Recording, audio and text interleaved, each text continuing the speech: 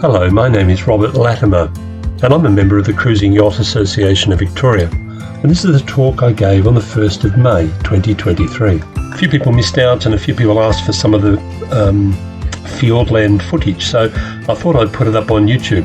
This is a trip we did in 2020, and it was supposed to be 4 months, ended up taking roughly 18 months with COVID interruptions, and this is a picture of the little boat travelling to New Zealand, how it was all planned, and the trip back. Just before I start, I'll just show a few images of Shamir, the boat I've had for 16 years. Here she is down at Hastings at the Western Port Marina. She's a Jean Vignes 55-foot steel cutter, and she's been on many adventures with us. This is inside in the saloon, and we've used her with Medical Sailing Ministries in Vanuatu, taking medical teams around the islands. But I'd always dreamed of going to New Zealand. She's got 5 cabins, that's the honeymoon suite there, and this is the Bunnings workshop with a pilot berth at the back there. Very strong and very dependable. There's a couple of heads, that's the shower on the starboard side and the V berth up the front. Cockpit, that's all enclosed and very snug in there. And what I'm going to show today are some photographs of the trip and also some video, and I'll just do a bit of a commentary much like I did on the evening when I presented this just the other night. So anyway, I thought it'd be nice just to show a bit of background of the boat. We've got another dinghy which we put on the foredeck. That's her underwater lines. Now, in planning for the trip, I put together a bit of a 9-stage booklet, and that had each of the stages, the dates for each stage and the number of days for each leg, the number of miles for each leg, along with just basic overall details and the proposed crew, because I needed at least one other person to help me sail the boat, and some of the family were family members that came, which was I was really looking forward to. And today I'm talking pretty much about the Fiordland portion of the trip, and in planning for the trip I bought 6 New Zealand cruising guides overall and about 29 charts. But in preparing the boat, I had the normal spares, maintenance, contingencies. I had the mast taken out, new standing rigging put in. There's the blue water extension. Oh, and here we go. We're moving out of our berth. See you later, boat. Ship, boat. Something missing, of course. The mast went back in the next day. But there's the blue water insurance extension, communications, the Iridium Go for weather, predict wind, for email and text, plus web tracking, so family and friends could track us as we travel around. Food and provisioning and the crewing, and also understanding the regulations on arrival in New Zealand. So this is the day, 2 days after we had the mast put in, the before shot. This is us heading out. Bye, have fun. I think you gave me a kiss goodbye. I don't think you did. Bye, have fun, stay safe.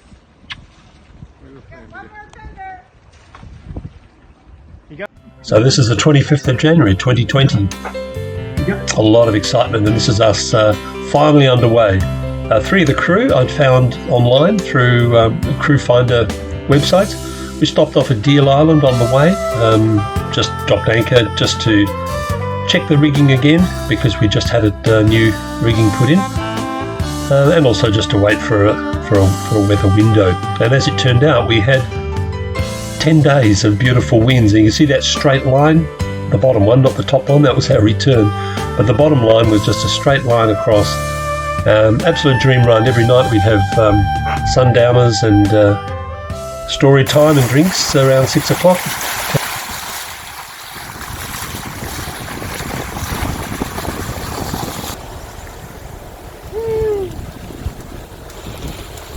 Time for New Zealand to go on top.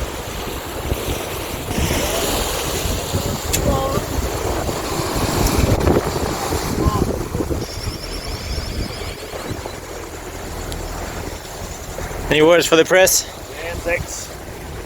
The Antics are still alive and well.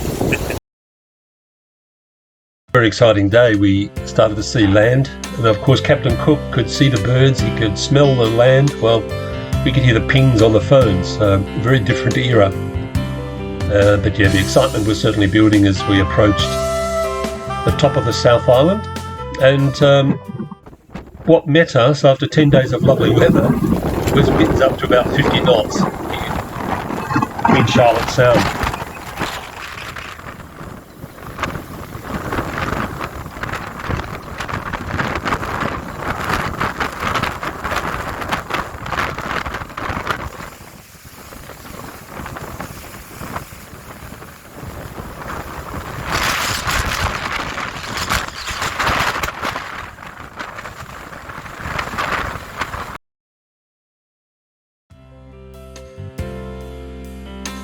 And that's our anchor track overnight, just blowing from spot to spot, but the good old Rockner anchor held tight. So by morning the clouds had started to lift, and this is us arriving in Picton, which was really exciting. Now Marlborough Sounds are just, you can spend months there just travelling around, but we only had a few days, and we had a brief look at some of the places Captain Cook went to. Well, that he visited, I think, 5 times. So that was really exciting. We really were in the footsteps, the wake of Captain Cook. And my friend took some video, Dean Ellen Craig from Dean Ellen Craig Media, and I'll be showing that shortly. Morning, though, but we'll have fun.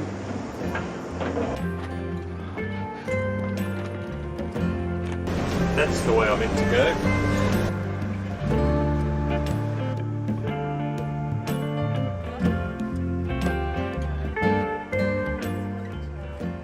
Today we're leaving Picton. We've been here 5 days, having arrived from Melbourne last week, and we've got glorious weather today, and we're heading out of Queen Charlotte Sound, and we're going to explore some of the little bays.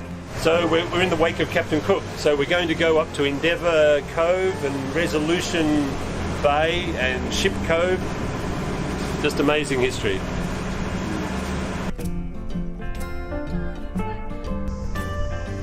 Seaman, hard at work.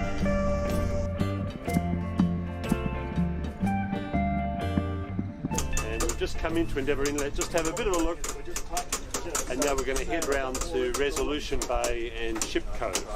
Well, we bought her in 2006, and she's travelled through the South Pacific, Vanuatu, and it's been a long-held dream to come here to New Zealand, and here we are in the Marlborough Sounds.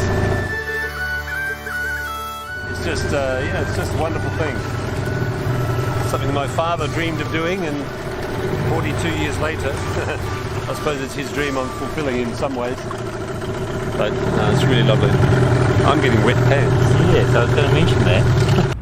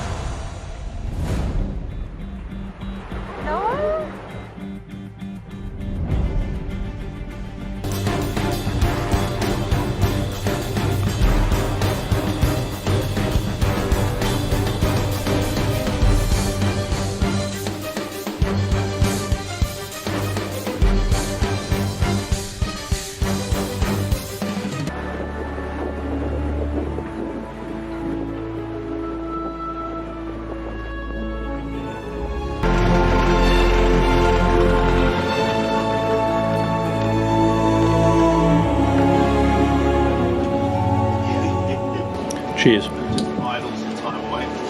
Happy sailing, smooth sailing. We did well to avoid it's blowing up now. Put your data on the cloud. That's brilliant. Cloud hitting up there. And the boat. Oh, I do. It's very clean rock. Record it for you.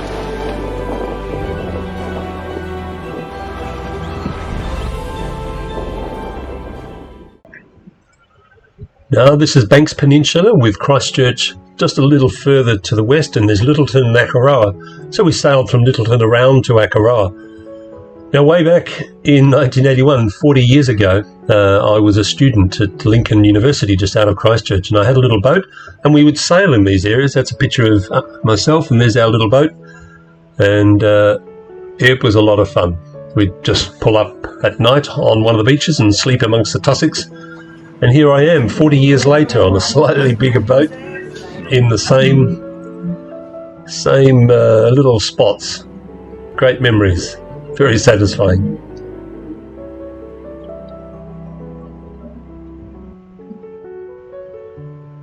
So the next leg here, we head from Akaroa down to Bluff. Now our crew left, and my friend John, one of my old university flatmates, and I, we thought, oh, an extra crew member would be great. So we searched online just to see if we could find someone quickly.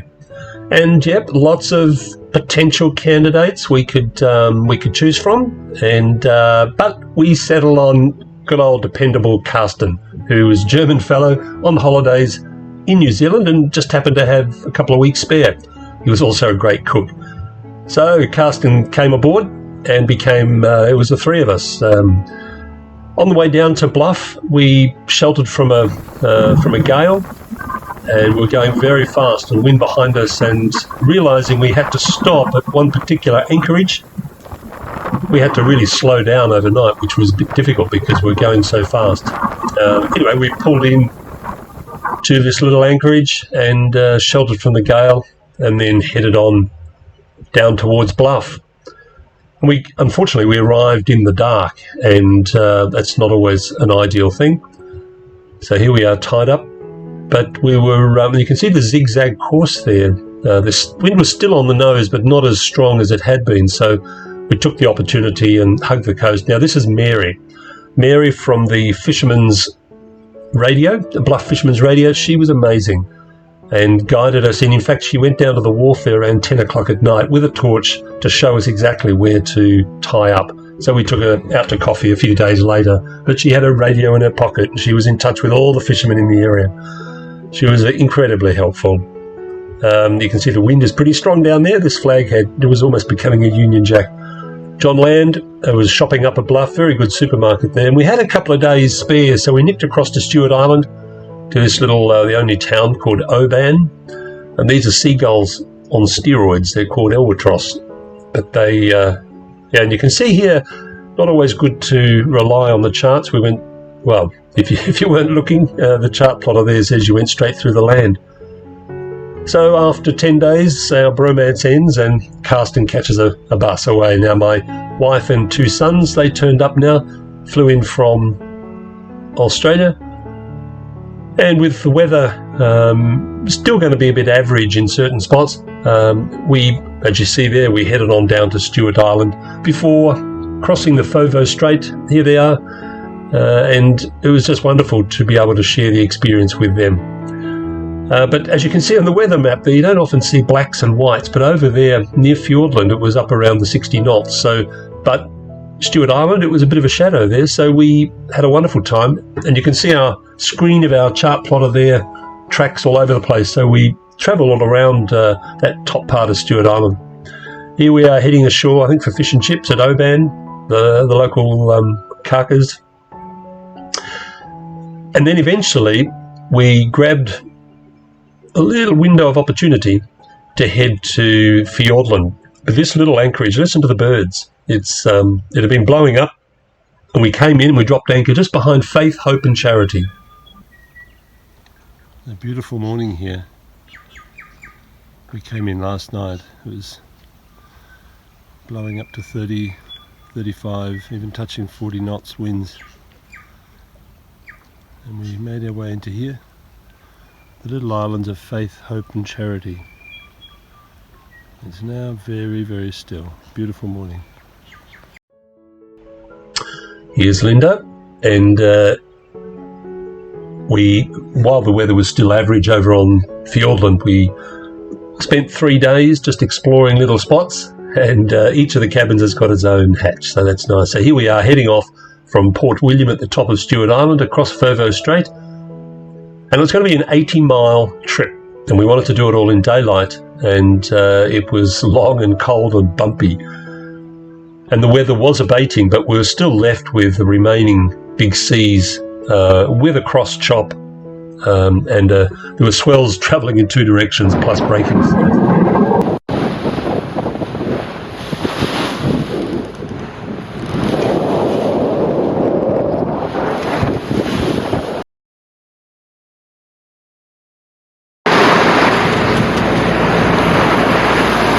The approach into Preservation Inlet.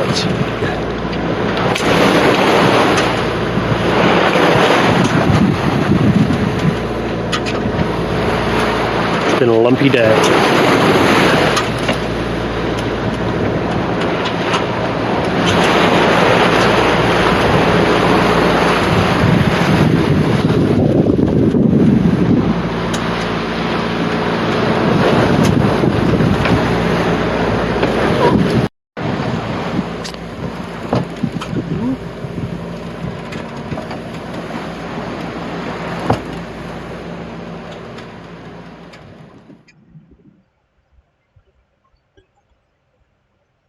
It was just beautiful.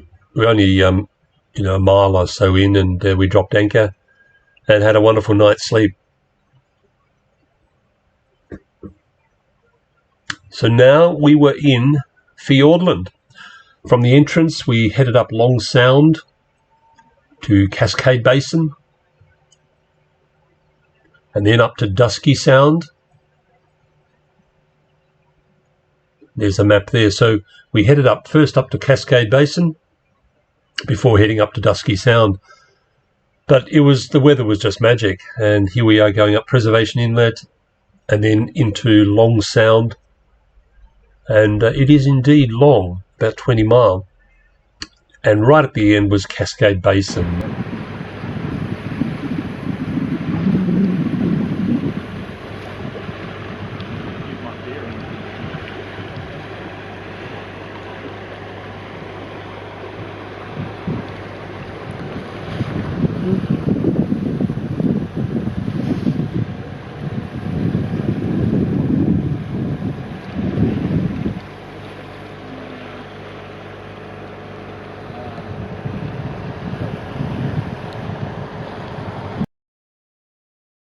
Here we are at Cascade Basin, and the sandflies, as Captain Cook wrote, were just mischievous creatures, and we'd anchored just close to the shore there in the basin and heading up to the cascade, which really was very impressive.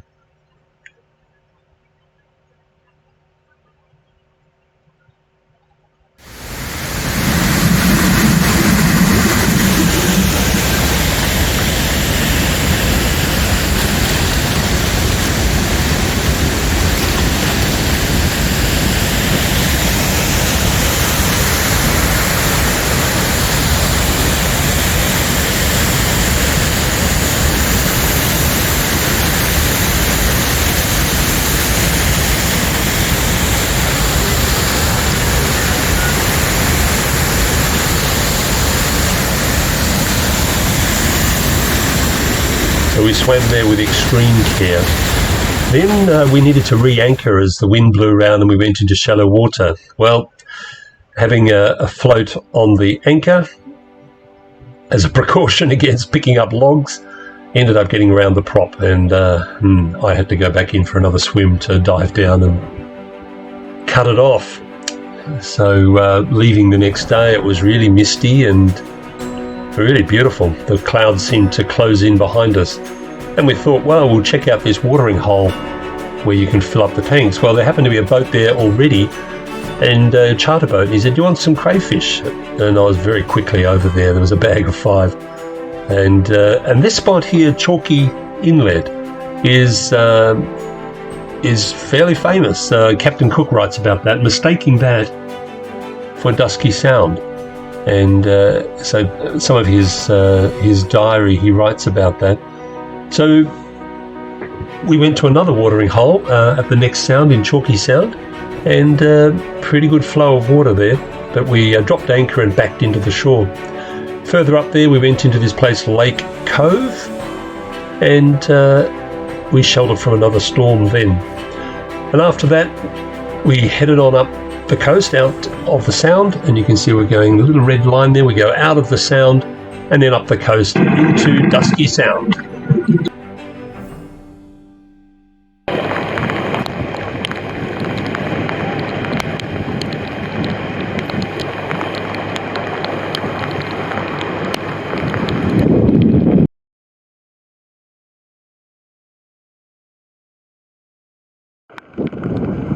This is the entrance that Captain Cook took for Dusky Sound. It's a very narrow opening to get your endeavour through, but they did it. Apparently there was a recollection that the bow was in the trees and the stern was backed right up to the rocks, but it was a good spot to park for a long time.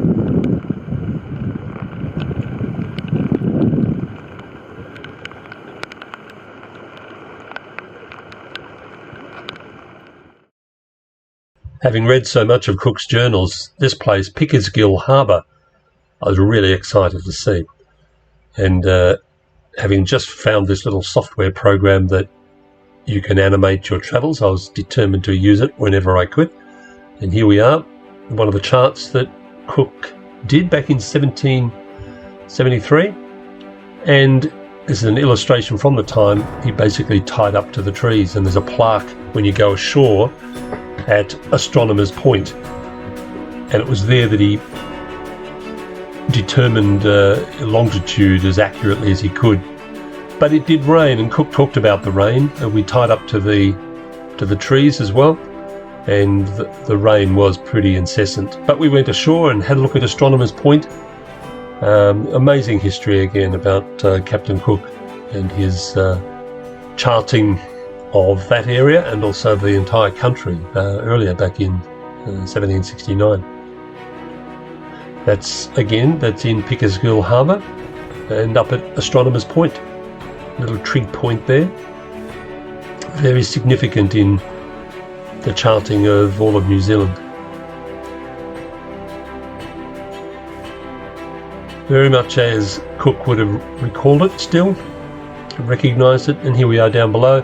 Just an evening relaxing.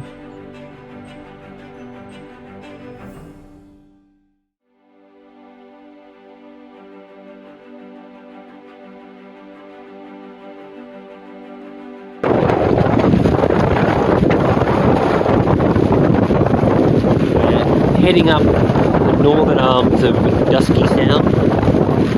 It is quite inclement. Has been for about 2 days now.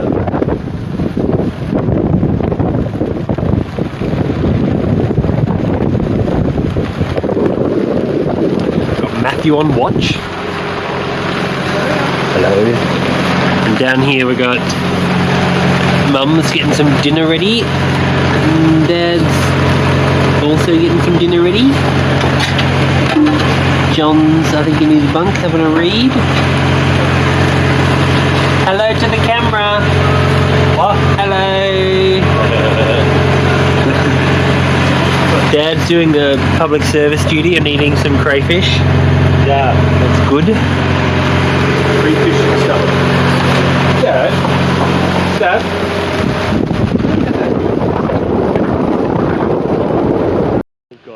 You're like the official wedding photographer and I'm just you're that uncle that just really wants to get his own foot. The boat, front of the boat, and all the water can just run into the stuff.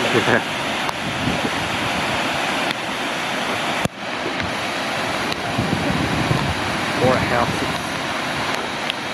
behind the water. Always underwater. Into the oh, you in Batman? Yeah, I want a Batman.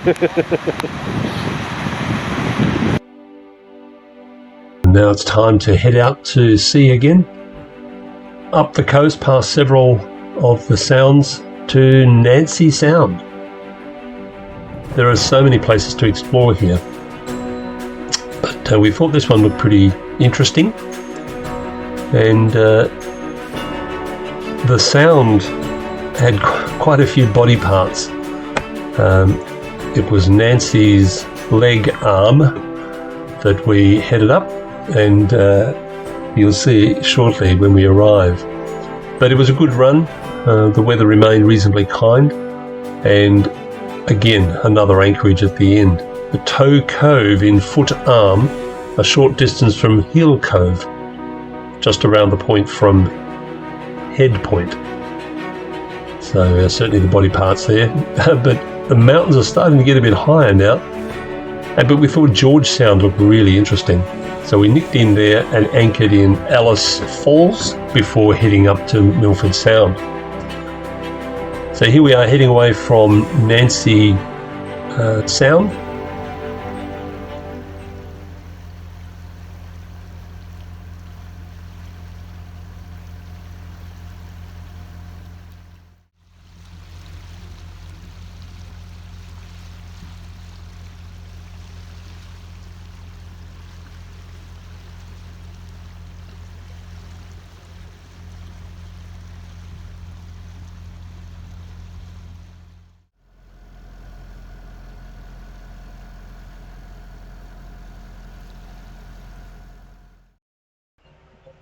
So there's the moon going to bed and the sun coming up, and as we headed up the coast, the Ruby Princess, well, soon to become infamous, 13 days later, docking in Sydney, releasing 2,700 people, and something of a controversy at that time with the introduction of the COVID pandemic commencing. But here we are, blithely unaware of all of those things and catching up on some snoozing as we head up George Sound to Alice Falls. Now this, you can see there, the further in you go, well, the further you go, and you ended up with this little corner where ropes had been tied up across there, and we tied up to them as well as dropping the anchor. And here we go, using my little animation software again. So you just keep going further in and further in, and you think, oh no, go a little bit further. And because the waterfall is just maybe 100 metres or less away, the water flowing past there, you needed those ropes to tie you up, so you didn't swing around on the anchor. But we decided to go for a swim here too. And yep, the water is pretty chilly. And while the sun is still shining in that part, it's tolerable, and also it's out of the sandflies, and the sandflies are just horrible. What Captain Cook wrote about them, he spent a couple of months there, and he just could not compare them with anything, so they were horrible. So here we go, heading out of George Sound, and we're going to go into Milford Sound, and this is the sort of iconic Fiordland images now. It's not to scale, you understand? But once you've gone right up the sound, then you head a little further into what's called Deepwater Basin. So again, early departure from George Sound, from that Alice Falls, as we head out to sea again. Many of these are sometimes 10, 20 miles in from the coast, so it's going to take us a couple of hours to get back out to the ocean again. Here's Linda knocking up some bread. And as we head up the coast, again it was a magic weather. And the mountains are just getting bigger and bigger. We didn't have far to go, just a couple of hours up the coast. And the Milford Sound entrance is coming into view. And the images here in the video, you can see lots of other tour boats, charter boats, doing their daily run. Tourists. Here's the bread. Now the images, the video pretty much speaks for itself, so I'll let it do the talking.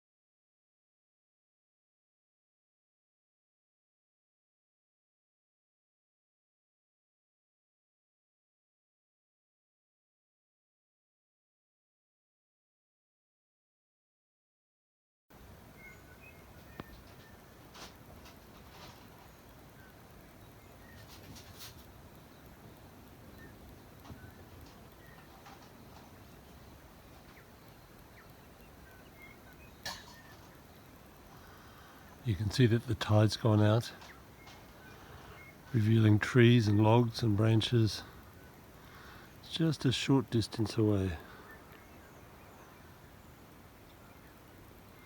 The moon is going to bed, setting over the hill there.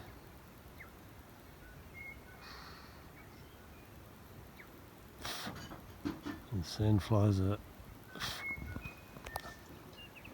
are big waking up. They found us.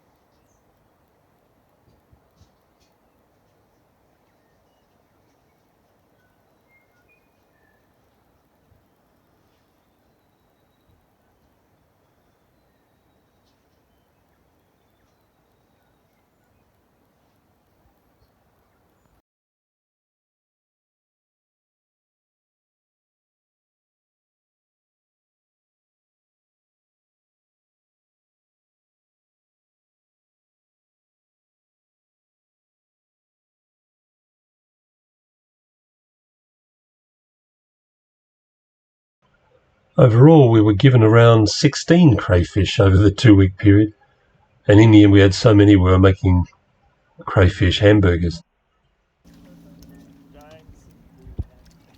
But pretty soon it was time for my wife and 2 boys to head back to Australia, and we were able to take them in the dinghy from here around to where the ferries and the charter boats pick up their passengers, and where the bus terminal is as well.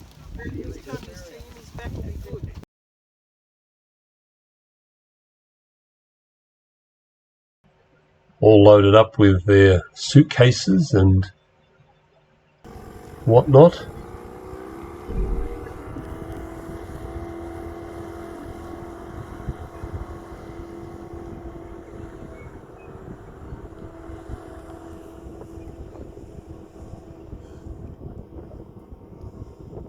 Yeah, you can't really get tired of it, can you? Just an incredible anchorage.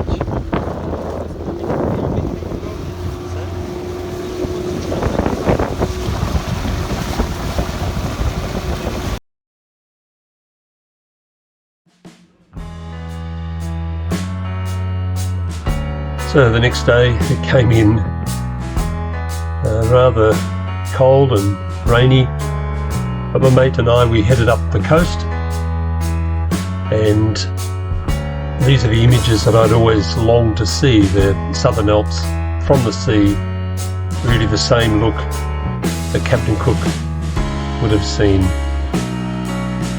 250 odd years ago.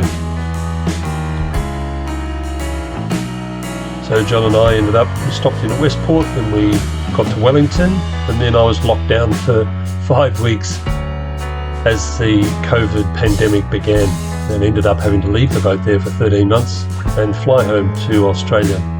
But this was the eventual voyage that we took to come back, and that was actually, as I say, 13 months later in July 2021. And that's pretty much the end of the presentation, so thanks very much for watching. I hope you enjoyed it. Thank you. Amos Makipon. Amos Makipon. Hey, who is jumping up and down? Let's try.